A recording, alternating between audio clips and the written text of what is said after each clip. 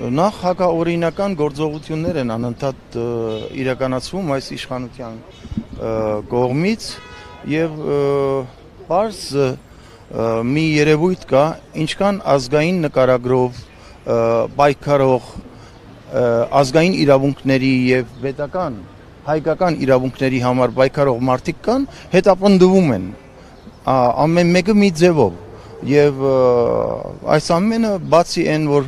դա քաղաքական հետապնդում է, ուրիշ ոչ մի կարծում եմ ոչ մի մարդ մի քիչ բանականություն ունենա չի կարող ուրիշ բան ասել այս ամենի մասին ու դա անընդունելի է Այս իրավիճակից ելքերն ինչպես եք տեսնում, ինչ է պետք անել, ինչ քայլեր է պետք ձեռնարկել ապօրինությունների վերջնալի համար Ես կարծում եմ որ արդարությունը պետք է հաստատվի նախ ընդրությունների արդյունքները ընդհանրապես պետք է չեղարկվի որտեղ այս ամեն ինչը ապօրինությունների եւ անօրինականության մթնոլորտում է իրականացվել այս ամեն ինչը եւ ավետիքի ձերբակալումն էլ սա է այսինքն բաժարը սա է որովհետեւ ինքը արդարության ջատակով է ինքը արդարության համար է պայքարում եւ մեր ընդհանրական իրավունքների համար է պայքարում եւ ես կարծում եմ որ պիտի որևէ բան չխնայենք օրինական մեր պայքարը պիտի շարունակենք եւ անպայման մենք պետք է վերջ տանք այս ամեն ինչի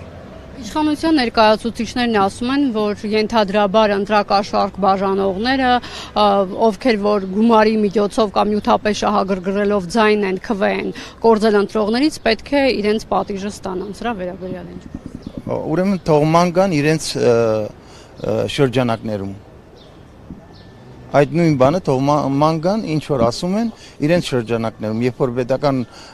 ռեսուրսները օգտագործվել են եւ բոլոր տեսակի շահագրգռվածություն, առաջարկություններ, մարդկանց աշխատանքի հետ կապված եւ այլն եւ այլն։ Եվ այս ամիջը նոր չէ, երբ որ յուրաքանչյուր պետական աշխատող վախենում է ինչ որ Facebook-ում մի հատ լայք դնել, վերջում գալիս է սրան, այս ամեն ինչին։ Թող իրենք մտածում են անբադիժ են մնալու, բայց կարծում եմ գգա մի օր արդարությունը կհաստատվի եւ իրենք իրենց բադիժը պիտի ստանան։